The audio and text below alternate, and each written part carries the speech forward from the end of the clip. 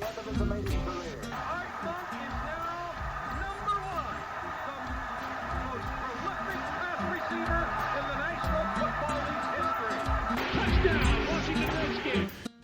is Harry Hog Football, the original Redskins fans podcast. On today's show, we talk about the debacle of a game between the Washington Redskins and the Pittsburgh Steelers. Where do we begin? The defense? The coaching? We'll let John decide. This and much more live with Aaron and John. Yo, what's up, John? Yo, what's up? Welcome, everybody. Harry Hog Football, episode number 411. Get the 411. 411 on the Redskins. You know what the 411 is? We suck. Dude, we're horrible. We're completely horrible, man. It's like I wasn't expecting it. I was not expecting it. We looked like the same exact team at the end of last year. Like, we didn't look like we upgraded any positions. But before I say anything else, we do need to welcome in our full-time benevolent sponsor, Desmond C. Lee. You can reach him at Desmond C. Lee 2 on Twitter because Desmond C. Lee 1 was hacked or taken. We don't know. He won't divulge that information. But I would disagree with you. I don't think we looked like the team at the end of last year. I think we looked like the team at the beginning of last year. I think we looked exactly like the team that was playing Green Bay in the playoffs. We were outmatched all the way around on all three facets of the ball. We weren't as good. We just weren't as good. And that really sucks for us because Pittsburgh was missing their best running back, one of their best receivers. They had Antonio Brown out there, who is ridiculously good. Yeah. We didn't have him covered with our best defender, which is ridiculously weird. Joe Barry, defeated. Joe Barry. There's a lot of question marks after week one, and you know what? Did you just remember? Did you just get that? he's just defeated. He's defeated this year too. Joe Barry, 0-16. He's defeated everywhere he goes. Hey, look. Yeah, that's true. Hey, look. If this we're trying to record the video podcast this week. It's a trial to see if we can get it to work. But if you can look, there's my dog that always starts barking every once in a while. My dog's right behind me. She does not bark. The one that looks kind of like a shaved pig. Wait, is that your hairy hog? See here. And John has the luxury of recording in his Redskins room, but since my Redskins room is my, I guess, family room. Yeah. I had to make a makeshift little Redskins background right there. Yeah. My dog's back there. That's what she does all the time. She chills unless there's a touchdown, and then you give her a treat. Right. So, we may have to show that sometime in the future if we actually score a freaking touchdown. That's why your dog's so skinny. Anyway, back to the Redskins. Yeah, dude. All right. Do you want to start talking about the defense? Well, if I'm going to talk about the defense, there's two things to look at. One, this is going to go along the same veins of thought that people started talking about Tuesday on sports radio and on ESPN and everything. Two things. First one, why was Josh Norman only on one side of the field? Second thing, where the hell is our run defense? Aaron? I'll add a third thing to that. Yeah. Third thing, if Josh Norman is going to only be on one side of the field, you have to do something else on the other side of the field to make up for their best receiver. Fine. If you want Josh Norman to blanket your second receiver for whatever reason all day, then you got to do something to double team their first receiver. You got to get D'Angelo Hall to be a little bit quicker as the free safety to get over and help Breland. All right, look, it was against Antonio Brown. He's one of the best receivers in football. Really, really, really good. Yeah. Maybe great. He's Maybe like one of the ranked greats. number 1 in all the fantasy leagues and stuff. Yeah, and Drafting. you could see why. He had the first catch that he beat Breland for a touchdown. Breland was all over him. Yeah, Had his Breland hands just in there, and missed he it. still, yeah. Breland just missed it. He just grabbed the ball and kept it. Yeah. And Breland was burnt, and D Hall was coming over late. D Hall was late to the party a few times, but Yeah, yeah. He but should have. dude, Yeah, but yeah. even more, I mean, we're going to talk more about the Norman debate, I guess. But even more than that, my bigger concern is the fact that they were able to get 6, 7, 8 yards every first down just running the ball. And so they had Dude. like 2nd and 3, 3rd and 1, 4th and 1, like every single. It wasn't like they were bombing it down the field to Antonio Brown all day. They were Yeah. getting like 2nd and short, and then they could do whatever they wanted because it's hard for the defense to be like, all right, well, it's 3rd and 1. So are they going to run it? Are they going to pass Yep. it? They can do whatever they want here. And that was the a debate I had at work with a good Redskins fan that I've worked with. I worked with him like years ago and started working with him again, coming back to same school. And yeah, he came in. He was like, "So how the hell are we gonna be able to stop guys when they're going like 2nd and 3 every time they get the ball?" And I was like, "I know, dude. We couldn't stop them on the run." He was like, "We couldn't stop them on the run for anything." Hence. My point is I'm more concerned about that. Yeah. Well, dude, we got Cullen Jenkins. Yeah. Back. And if that little cut maneuver after he, in that last preseason game, came in on like 1 day's practice and put up a sack and I think another hurry or two and some tackles. Yeah. If they cut him for that week just to save whatever little teeny bit of money it is to Dan Snyder, which would be a large amount to me, I'm pretty angry about that because that was a loss. Agreed. I mean, that was like Yeah. you're just giving up that game. Bringing him back after the first game means they do not have to guarantee his salary for the rest of the season. So when they cut him again, if they cut him again, he's done, and his salary is only counts towards the games he actually played. So he could play this weekend. They could be like, God, he sucked. We cut him. So he gets paid for 1 game period. But if he had been on the roster before the first game of the season and going into that, he would have been guaranteed his salary for this year, which would be at least I'd imagine probably around $1 million. I mean, it would be at least veterans minimum for him, which would be 700,000 or something like that. So hopefully, I agree that they better not have cut him for 1 week because Dan Snyder was like tickling his pockets for Stella Artois money or something at the stadium. I don't know. It's not like he serves fresh beverages there. He just gets like the ones they're pulling off the shelf that are like 2 years out of date. So I know, right? Like this year in October, you're going to get beers that say "Welcome to the Olympics." Yeah, you're gonna get like Sam Adams Summer Ale, and it's gonna be like the last game of the season. Oh, do you have Pumpkin Sam ale Adams from last- seasonal? Yeah, we got the we've got the spring brews in from last spring. Not that you got them early, like the first batch. So why does this say 15 on it?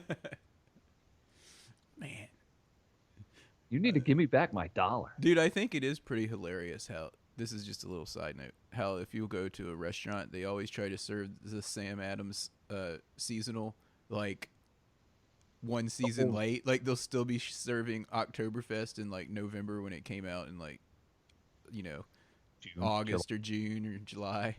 And you're like, you can't be selling Oktoberfest in November. They're acting like, well, it was just October.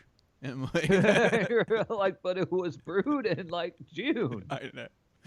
Anyway, enough said Yeah. about that. John's So, cousin, anyway, John Adams' cousin, Sam Adams. Sam Adams, brewer, Patriot. So yeah, if you go to the stadium, make sure you check your beer. Date. The born on date. Yeah. Although if you're getting Budweiser or whatever It doesn't really matter. brand of beer, it doesn't really It matter. can't get- if you're staying with that. It can't get much worse, right, John? Yeah. Anyway, enough about that. Let's get back to the whole Cullen Jenkins affair. Dude, we need more. Cullen Jenkins affair. We need. I'm really concerned because, Yeah. going forward and talking about the Cowboys game this week, they are known for having a really good offensive line that our dude Bill Callahan built for them.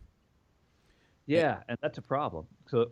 And not only do they have this new like shirtless or half shirtless guy, they've got Alfred Morris as his backup, who is just loving wanting to come up against us again and Yeah, teaching us and our crappy run defense for the second year in a row who's boss.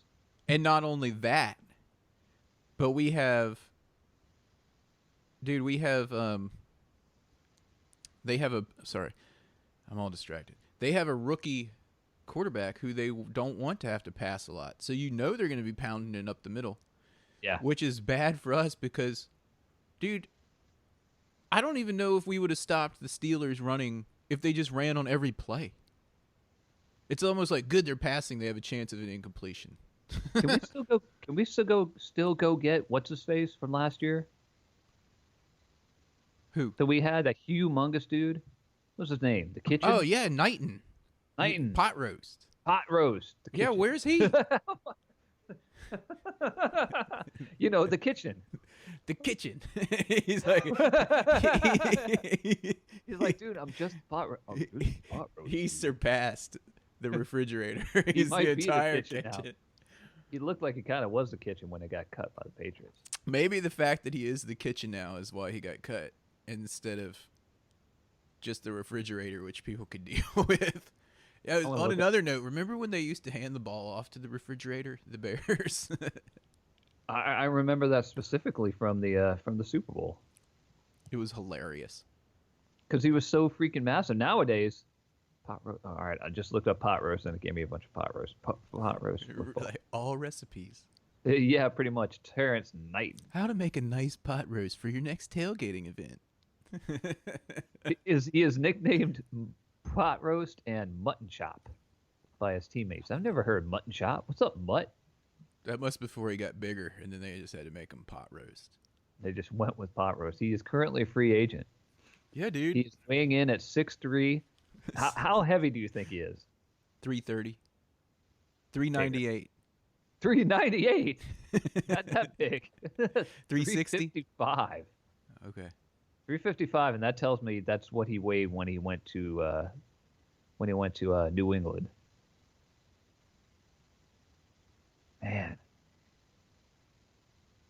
he's pretty giant, dude.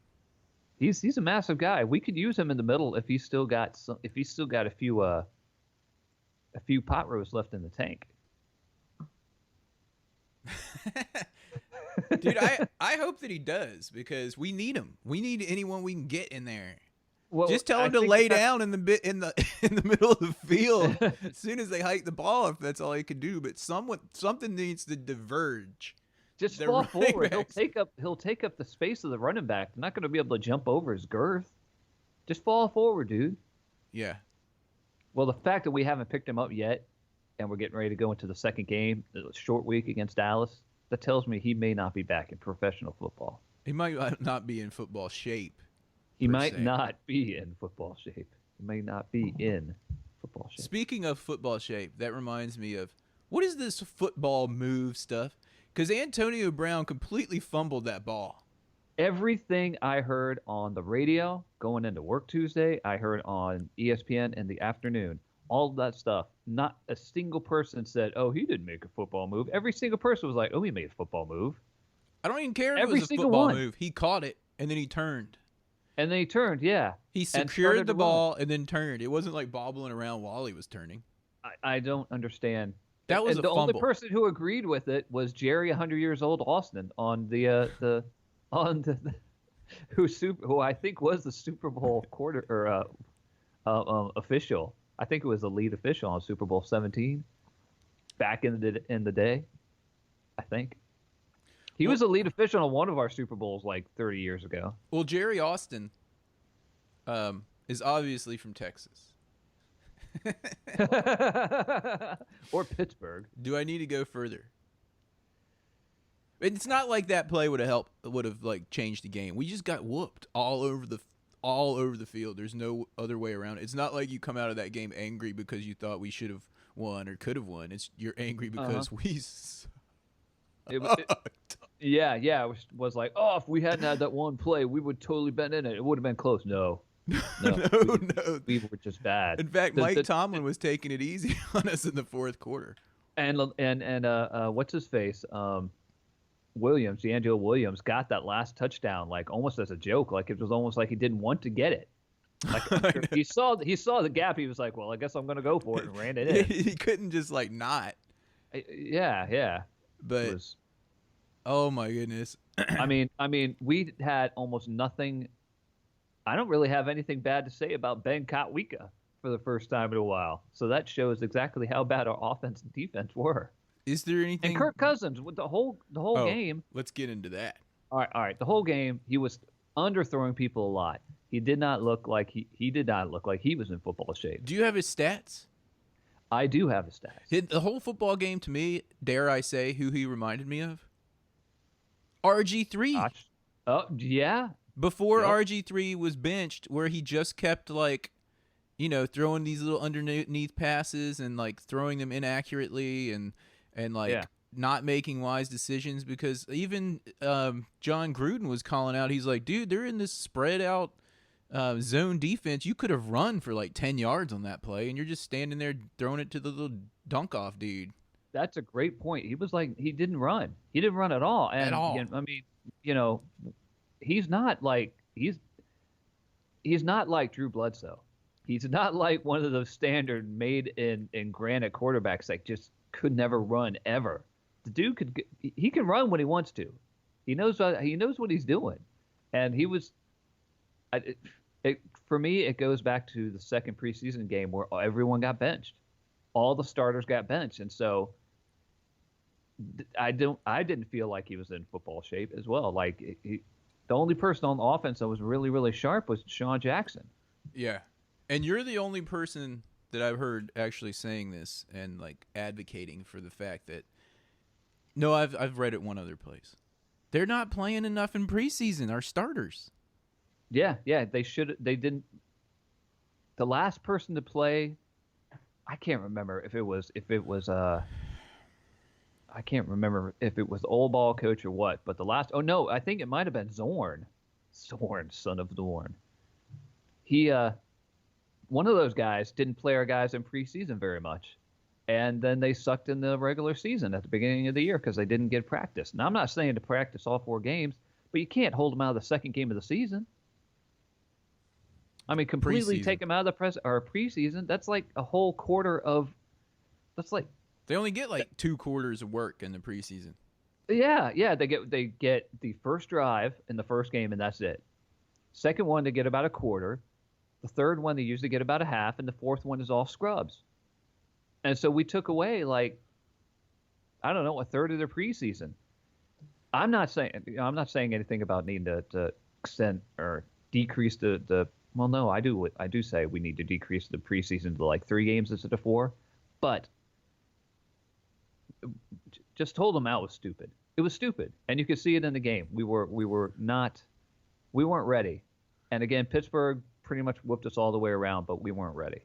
Oh yeah, we got it handed to us, and then we started out okay, but then we had to keep getting field goals.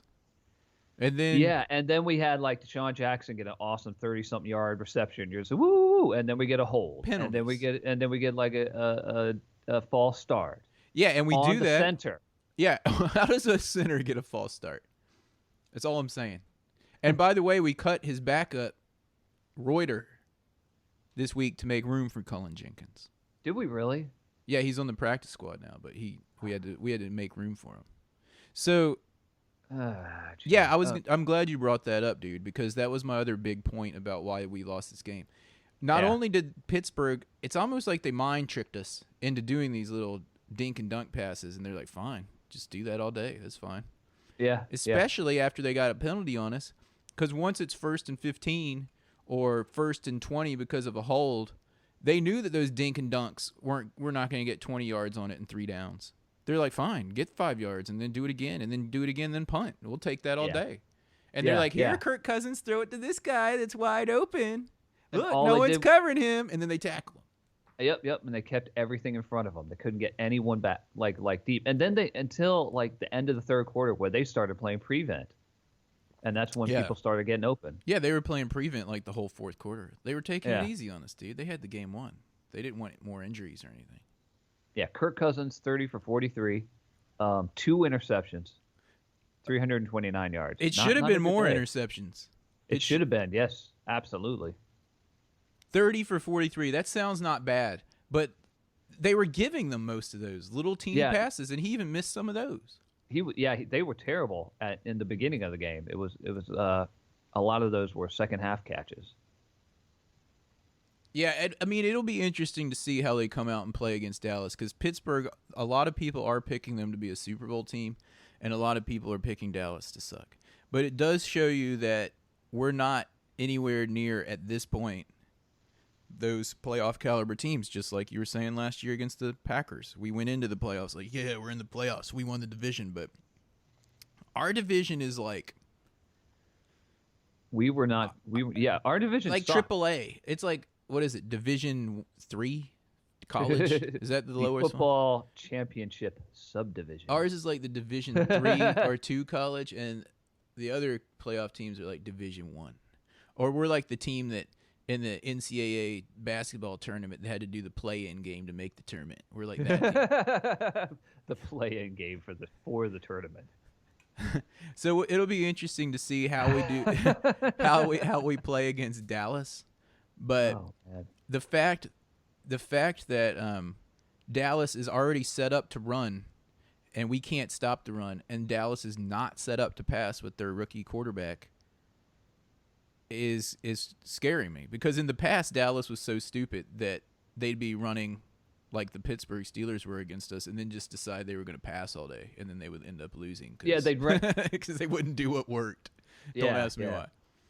But now they don't have that luxury because that quarterback is like forcing their hand, in my opinion, to run, and they're going to be like, "This is working anyway." Guys, with their cowboy guys, like in the cowboy hats and the white shirts on the sidelines, and Garrett over there, like having to clap their hands all wide because their hat's too big. Hey, and Garrett over there, like clapping every time a player like comes off the field.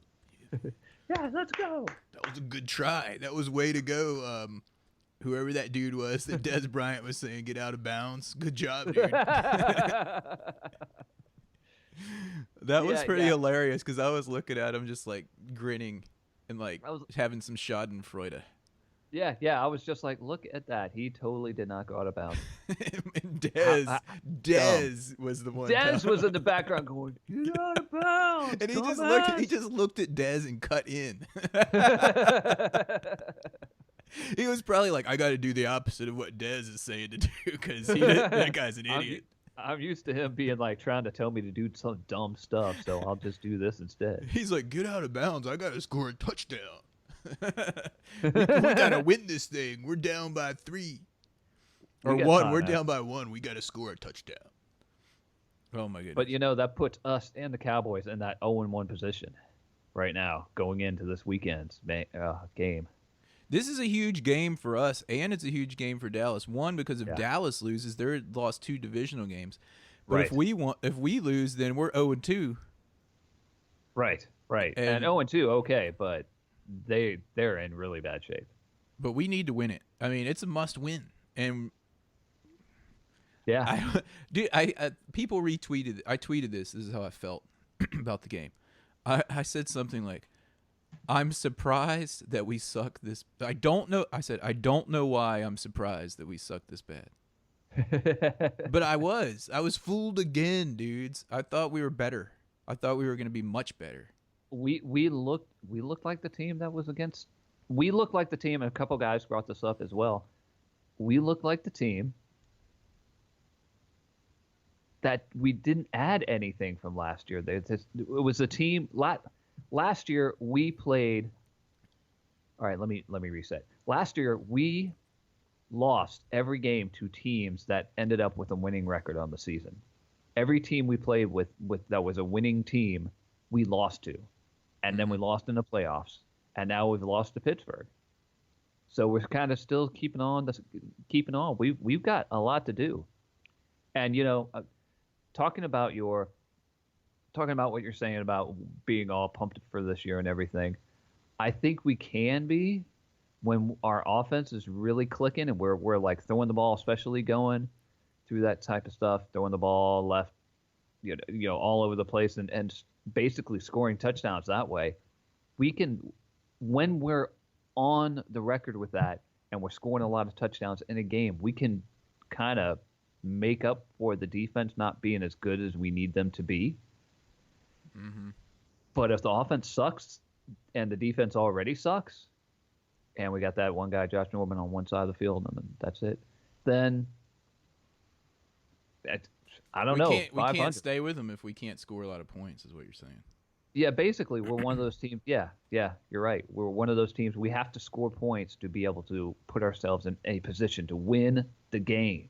Yeah, I mean, we kind of knew going into this game that our defense was suspect, but we also thought our offense would be a lot more prolific.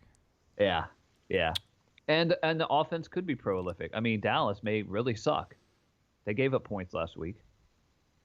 20. So, they gave up 20 points. Yeah, well, it's not a lot. No, it's not. But then again, all in all, it's not 38.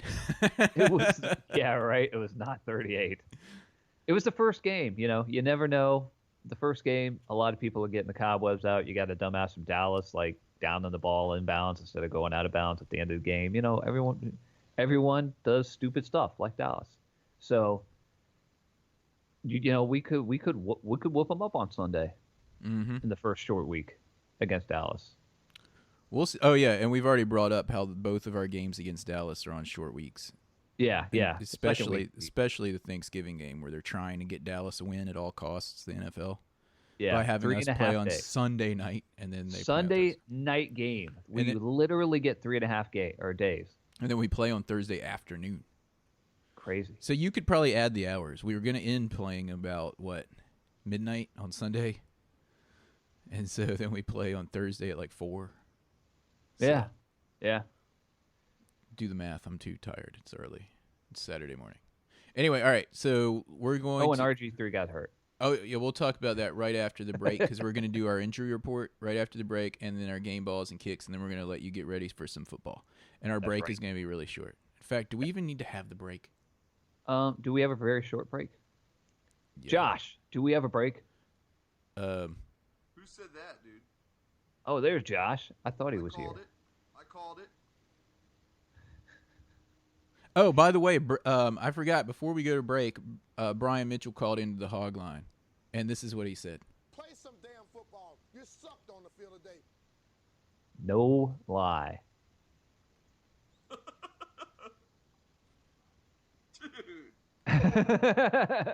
Anyway, we're going to have a very, very, very short break, and when we come back, we're going to go over the injury report, even though we don't have Josh. And we'll give our games and kicks and get on our way. Yes, sir. We're trying. Oh, I'll just go to the break. You're listening to Harry Hog Football. Please hang up and try again. All right, dudes. We're back. Dude, we're back. Yo. What was I going to say before the break? After the break. All right, injury report. We're going into the injury report. The injury report, everybody, is... I have an injury report right here. Here it is. It's the injury report. We do not have probable in game stats anymore. Probable was written away by the NFL over the offseason. So now it's just questionable. Or out. It's questionable. What's the other one? Out. Doubtful, and then out. Is doubtful even one anymore? Doubtful is still one. Okay. So you have those stats pulled up, or the list? Yeah. Well, apparently, Martrell, Spate, I think is how they say it. Spate. I think Martrell Spate. He had a concussion, so he will be out. Kendall Reyes got a concussion to his groin and will be out. A contusion. A contusion to his groin. Ugh. Bruised balls. The Martrell Spate one is kind of concerning, I was reading, because he missed games last year with lingering concussion symptoms. Yeah, and we already know what we already had that Stork guy that we had to get rid of. So that could be pretty big. Because our linebacking core is not our strength either, especially on the inside. Yeah, We got Mason Foster. Our biggest dude on the inside, Chris Baker, he's questionable, but he did full practice. Yeah, Su'a Craven's got himself a hip problem. He played inside linebacker, right? That's where they had him positioned last week. Yeah, generally. Yeah. So it's like going to that, be him and Foster, basically. Yeah. I think he's going to be a good football player. I do too. I still think he's too small to be a linebacker. He's going to be more of a safety, like a strong safety. But Dude, we'll see. if he can hit and tackle, I don't care how big or small you are. Can he knock the ball out of the arms of the Josh Doxson, full practice all week on his Achilles? He had one catch last week, I remember. At the end of the game, yeah. But still, he was getting his feet wet. Is that the saying? Get your feet wet? Yeah, dude, what worries me today is Trent Williams did not practice on Friday, was limited on Thursday, did not play on Wednesday. He said he'll be ready to go, though. Is that his groin or something, too? A leg? It's his hamstring? It's his glute. His butt. He hurt his glute. butt. Someone hurt his butt. Oh, by the way, I wanted to bring this up, even though it's not the right point in the podcast to bring it up. Speaking of offensive linemen, Lichtensteiger was horrible. Oh, I'll bring that up in the next segment. Never mind. Go ahead. Lichtensteiger was horrible. And then, do you have anything on the Dallas injury report? Should we start doing injury reports of the team we're about to play? Or does anyone care? Or is that too much work? I don't know. We could talk to Josh and see what he says. Josh is not here. We think Josh is in England. We're not sure. Josh in England. Hopefully he's finding some... Hey, dudes, if you guys are out there in England and you want to watch the game with Josh in the middle of the night... Or no, it's not the middle of the night. It'll be evening, right? Yeah. It'll be at like, 6? Yeah, if you're interested, send him an email at josh@harryhogfootball.com. See if he gets back with you. Or send me one at aaron@harryhogfootball.com and I'll text him for you. And I'm sure he'll be watching. Well, it's suspect, but Josh should be looking for a place to watch the game. Right. Don't tell him I said that if you actually watch the game with him. At the Cat and Dog. The Cat and Dog Pub. The Dog and Duck. The Thorn and Crown. Anyway, oh yeah, I know what you were about to bring up before the break is RG3. He broke his shoulder, right? He ran into a guy at the sideline and broke his shoulder, which he used to run into the guy. Very first game he was playing in. John, all I can say about this is that you were correct back in 2012, and I was like, dude, we need to get this guy. He's going to be awesome. And you're like, I don't know about this. He's fragile. I always was like, dude, he's fragile. I don't think he's going to be able to do it. Well, you say that about all those running type dudes like Michael Vick and him and stuff. So, yeah, lesson Cam learned. Newton is big. Yeah, you're Cam right. Newton is big. Ben Roethlisberger is big. They could do those runs and get hit hard and get up and battle through. Yeah, they're big. They're big. They're big boned. They're big boned. That might have to be the name of the episode. Either that or the kitchen. We need the kitchen. We need the entire kitchen on the defensive line. We need the kitchen, not just the refrigerator. We need the mixer, the microwave. We need the oven. And we're not talking about like on the counter mixer. We need like the big pizza dough mixer. We need the range. The range. we need the professional range. The dishwasher. The kitchen sink. Number 78, the kitchen sink. And we need the island. The island. Well, Josh Norman is supposed to be the island. I'm just saying. Someone only played on one side of the field. What the F? Dude, I don't know. I don't know if this is real or not, but someone on Twitter had a picture, and they said it was a picture of Breland's actual car, and it said Breland Island on the bumper. Really? Yeah. Was it a nice car? I think so. Was it like a Beamer or something like that, or was he like being all Alfred Morris with his like? I don't know what kind of car it was, and I don't even know if it was his real car, but it said Breland Island on the bumper, and I was like, oh my. I would hope not. But that might be just him having to get up in the morning and walk out, and he sees his car. He's like, "That's right, Breland Island, here I come, ready or not." And everyone else is visiting it. Last game, him and Antonio Brown were hanging out on that island.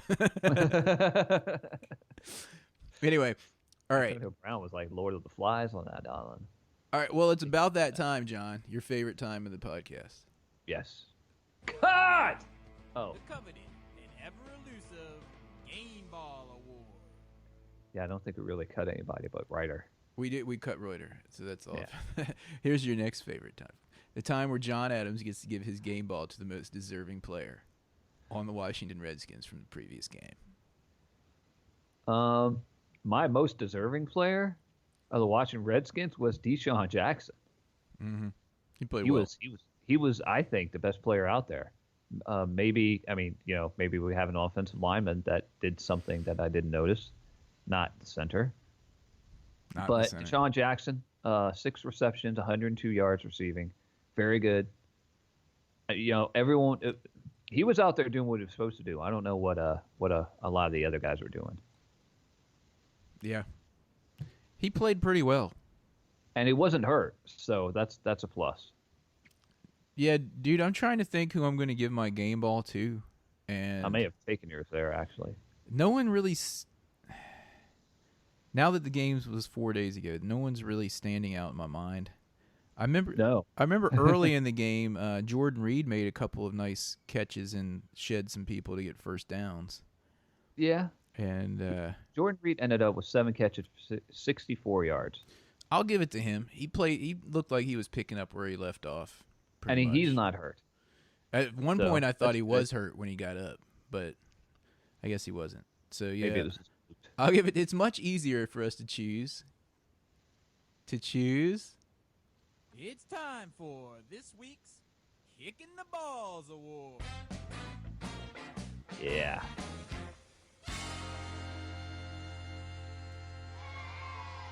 Oh yeah, and Josh didn't give a kick or a game ball award because we're not even sure he watched the game.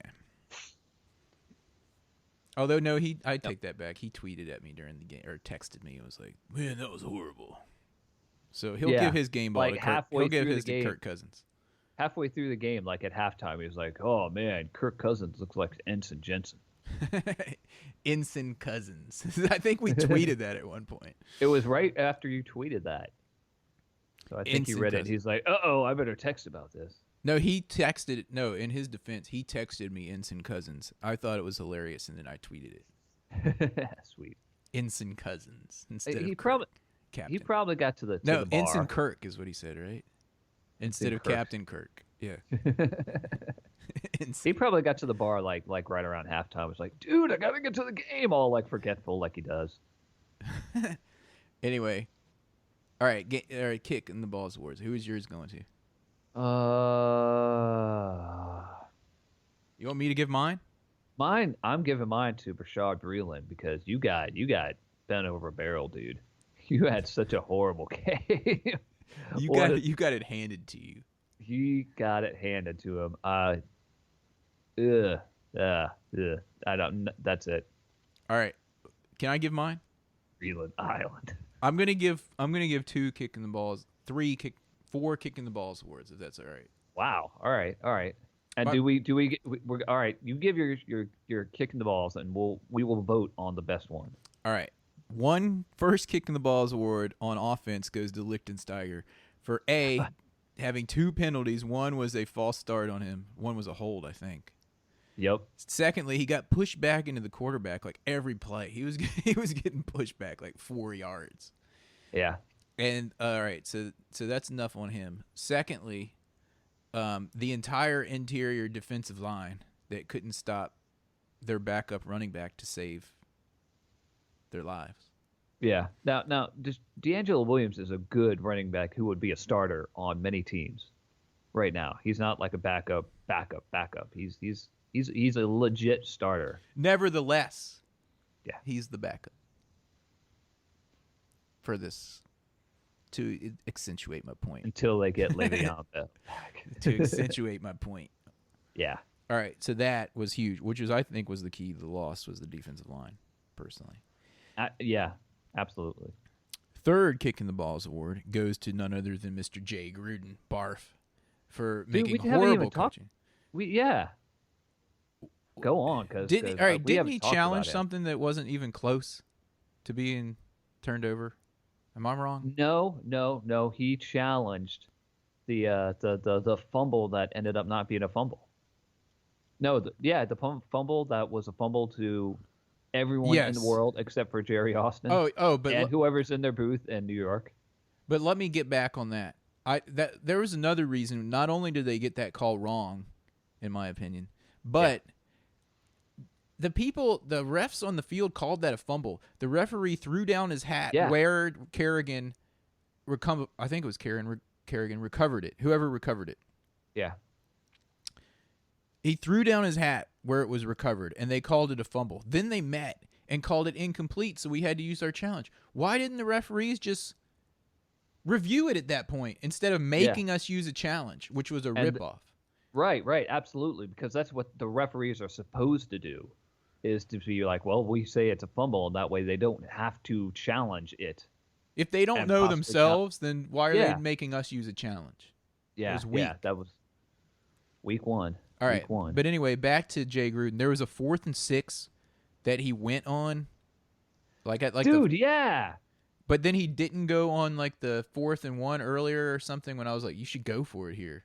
Yeah, and of course Pittsburgh. Every time they had a 4th and 2 or 4th and 1, they were just like, "Oh, we're going for it. We know we will because it's just like the Redskins last year." Yeah, and I think defensive line won't hold us against 4th and 1s, and people did this to us every week last year on 4th and 1, 4th and 2. They're like, "We're going for it," and they get it.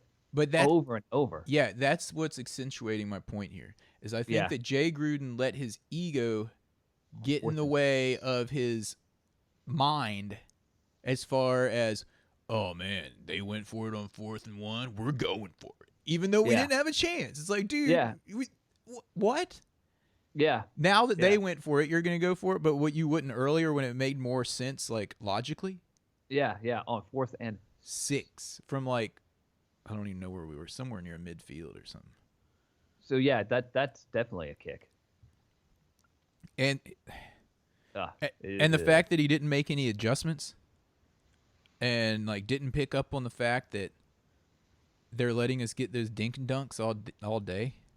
Right, and wasn't throwing the ball deep, or Kirk Cousins just wasn't looking deep. Dude, Joe Gibbs would have went in at halftime and like changed stuff up. He always did. Yeah. It looked like you're exactly right. In his first stint, anyway. It didn't look like he had anything, or it didn't look like the Redskins had anything different when they came out after halftime, like offensively or defensively. Oh yeah, it just looked the same over. It looked like we just kept falling farther and farther behind. And defensively brings me to my next and final kick in the balls award. Joe Barry. Defeated. Dude, all right, we mentioned this earlier. If you are going to put your $75 million cornerback on their number 2 receiver, who was a backup, I might add, because their other receiver was injured. Yeah. Then you have to do something on the other side of the field to take up their first guy by double teaming or doing something. Give them some help. Yeah. Because Breeland wasn't getting any help. And if Breeland's not able to cover that dude one-on-one after, like, I don't know, the 5th or 6th or 7th time getting torched, you got to do something. Either even though Josh Norman normally might play that side of the field, you got to do something to stop the bleeding. Like, this isn't working. We need to bring some help over there or do something to switch it up. Have them change sides of the field or whatever. You got to do something to change to help. I don't care if he normally plays that side of the field. Something wasn't working, and you didn't do anything to try to fix it that I saw. Anything. And because, I mean, even on that first touchdown where D'Angelo Hall came in late, and then the second touchdown, it kind of looked like the same thing. He wasn't over there helping him. It was crazy. Antonio Brown, by the way, 8 receptions, 126 yards, 2 touchdowns. It's a pretty healthy day. That's very, very, and very healthy I only day. saw Josh Norman play him once. I saw him play him twice, and didn't he knock that ball out? That was the fumble that wasn't a fumble? Yeah, so it was incomplete. So yeah, he played him on 2 passes, and both of those passes were defended. Dude, Joe, this is what we're saying. What is going on with Joe Barry? And you can defend all you want that most cornerbacks stay on one side of the field, whatever. Right, sure. Sherman. Darryl Green or whoever else. Darryl Green. Sherman. Cool. But what I'm saying is if it's not working, you got to do something. Yeah. If it's not going to be move the guy over to the other side, you don't just sit there and say, well, all the good cornerbacks only play one side. Do something else. Yeah, well, that not only were the Steelers better than us on the field, they were better than us in the coaching staff. Oh. They were whooping us up all the way around. And it wasn't even like they were doing anything exotic. It was just Yeah. like they were rushing 3 Yeah. almost every Yeah, play, yeah. and Kirk Cousins was like acting like he was getting blitzed on every down. He's like, And part of it was because Lichtenstein kept getting pulled back and pushed back into the pocket almost all the time. Yeah, it was like a false sense of being rushed because of Lichtenstein. All he had to do was step to the side a couple times, and like he would buy a few extra seconds. But yeah, but I will say this, dude, for the offensive line, I think we gave up 0 sacks, and I don't even remember Kirk Cousins getting knocked down. Am I incorrect? Not really. I don't know. Let's see. I don't know if you can pull up the knockdown record or anything, but I don't know if I can get the knockdown record. Let's see. anyway, it was a bad game. Sacks. What do we Hold need? on, dude. I'm looking for sacks. No sacks in the game. All right, what do we need to do before we round this thing out? Anything? Well, we got Dallas on Sunday. Dallas dudes. I got my Beat Dallas shirt on. If this video podcast works, you guys need to check it out on YouTube. We're going to try to put it up there. And John's got his, what is it? Dallas sucks flag. Wait, let's see if I can do this on the, wait. Oh, yeah, my shirt. Point that way. As I move my microphone over, I root for two teams, the Redskins. And whoever's playing Dallas. That's the classic 80s Redskins Dallas shirt. Yeah. Oh, yeah. And am I wearing this shirt out when I go out today to go to the grocery store? Yes, I am. And I wore my Beat Dallas shirt yesterday, and I told John that if it didn't stink too much, I was going to wear it all day today, too. Because you're having a party. Yeah. So, anyway, all right. Let me find some music here to round out this thing. How about this guy? Suspicious Minds. I'm suspicious about this team, how good or bad they are. Yeah, I'm suspicious about Joe Barry. My vote goes to Joe Barry. Yeah, more dude. than anything else. I vote for that too, but there's so much blame to push, spread around. We're not gonna. Yeah. Anyway, this is gonna wrap it up. Check us out. Send us an email, Aaron or John or Josh at harryhogfootball.com. You can reach us on Twitter. That's true. At Harry Hogg, HARRY Hogg. You can also reach our longtime benevolent sponsor, once again, Desmond Seeley. You can reach him at Desmond Seeley 2 on Twitter. And we're going to try to upload this podcast to YouTube, so try to check us out there, and if it works, subscribe, help us out a little bit. We don't know. We're just getting into this. And I'd say look up Harry Hogg on YouTube, but I have no idea what's going to come up with that, so maybe or maybe not. We're going to try it. And no, look up Harry Hogg Football. That'll probably get us on there. Yeah. And I think that wraps it up. We got to beat Dallas. Game's at 1 o'clock tomorrow. Got to beat Dallas. That's all it is to it. Hopefully we'll play better. Hail to the Redskins. And if you see a Cowboys fan, you know what to do. Joker!